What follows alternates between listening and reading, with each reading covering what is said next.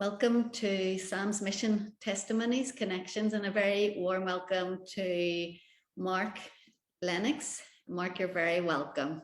Hi, Claire. How are you? I'm good, thanks. And you? I'm doing well, thank you. Mark, would you be able to tell us a wee bit about who you are, where you're from, and about your faith in Jesus? Yeah, surely. Well, as Claire said, I'm Mark Lennox. I'm currently rector of Killyman Parish in the Diocese of Armagh, soon to be moving to Donaghcloney Parish in Down Under Moor. I'm originally from Castle Dawson, a small town in South Derry, just at the top left-hand corner of Lough Neagh, for anybody that's not quite sure. I'm 38 years old. I've been a Christian from I was 17, and it was just through the witness of friends and of my home rector that happened. I grew up in a home where my parents weren't Christians at that time, but they always taught us, my brother and myself, to know that we needed Jesus in our lives. We were taught to pray, we were taught to read our Bibles, and we were taught the Christian faith. So I don't ever remember a time where I didn't know that. Um, when I left school, I went to university. I wanted to train to be a teacher, and it was during that time that I started to feel the call into ordained ministry. Um, and to cut a very long story short, that happened, and I'm now wearing one of these funny little collars. And I've been ordained now 12 years in the church. Anything else you want to know, Claire? That's great. Thank you. Thank you, Mark. It was lovely when I was out in Paraguay to have Mark visiting. So mission is a big part of your life. Can you tell us a bit about what mission means to you? Yeah, mission is in my core. It's in my DNA. Everybody in the church has different gifts. The Lord has given us all different things to do, and one of the gifts that He has given me is that I'm an evangelist, and I love to hear the gospel preached. I love to preach the gospel. I love to see people come into faith in Jesus, and so mission is really at the heart of all that. But mission for me as a young Christian was hearing about missionaries that were far away. So you, Claire, was someone that I knew about for a long time. You were a picture on a notice board with a little bit of string going to where Paraguay was on a map of the world. Um, but that was really it where mission was concerned. And, you had the Lenten projects and all those things where you filled little boxes and sent them back to the different organizations.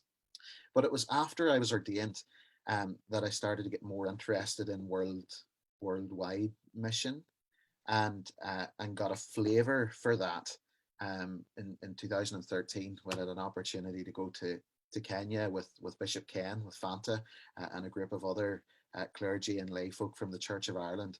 And it really just broadened my horizon and started to uh, develop into conversations about how can we get more involved in this.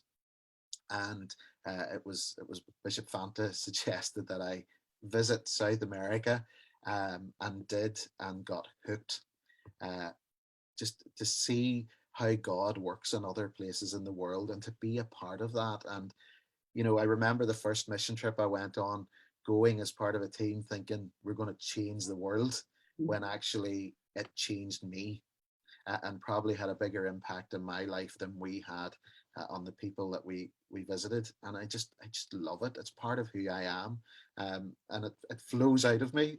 No matter where I minister, I want to bring that. I want to bring that with me. Yeah, I love that. It changed me. So how is mission continuing to play out in your life? Um, Overseas mission has been a bit difficult this last year and a half because of the pandemic, and um, every church that I've ministered in, as in some form or another, has had links with missions. Like my curacy church would have had links more with, perhaps, um, can I say it, CMS than SAMS maybe. But there was always that, missionaries were always visiting. When I went to Strabane as priest in charge there, we developed a team, and took a team to Nottingham first of all, and then a team to Peru. and that played out. And we visited Peru twice with a team from there. I've been back to South America with a team that involved clergy from different denominations. And here, where I'm at the moment, we were meant to be going last year, and then the pandemic struck, and that trip unfortunately had to be cancelled. We had hoped it might happen this year, but again, COVID just hasn't eased. But no matter where I minister, I want to take that with me, and I want to be encouraging the local church here in Ireland, in the Church of Ireland, to be making those links with congregations in other places in the world, because I think it grows a hunger, and it grows a desire to serve God, that we are actually very small fish in a very big pond, and it's always good to experience what God's doing in other places. One of the things, just share quickly, Claire, is one of the things I love about the churches that we visit, and that I'm linked with in Lima, is that you're working with first generation Christians, with people who didn't know about Jesus, and that's a cultural thing out there, but I just love that hunger that there is among the people to learn more about Jesus. They rely on the church for everything, for their daily provisions, where we have become maybe a wee bit stagnant in that way. Yes, so that's one of the things that stands out. Do you have anything else from your times there that stands out for you? Loads. I could talk for hours about our visits, but the people in the church rely on God for everything, and where we would go to the chemist and get medicine, or go to the doctor to see a GP, and you lift the phone, and no matter how much we might complain about the NHS, we have nothing to complain about. Where they just can't afford to do that.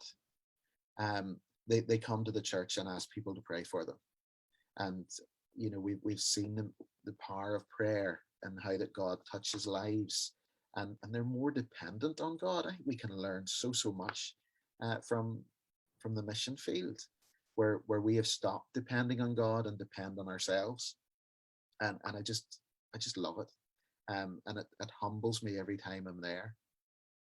Yes, it's lovely when we can learn from each other and share. And finally, Mark, what advice would you give to someone who wants to be more involved in God's worldwide mission? Simply go for it. Do it. Now, I imagine it would be a wee bit like Marmite. You either love it or hate it. And I've said that to every team that I have taken out. There are those in the teams who absolutely love it and just cannot wait to get back. And there are those who say, right, been there, done that, not for me, won't do it again.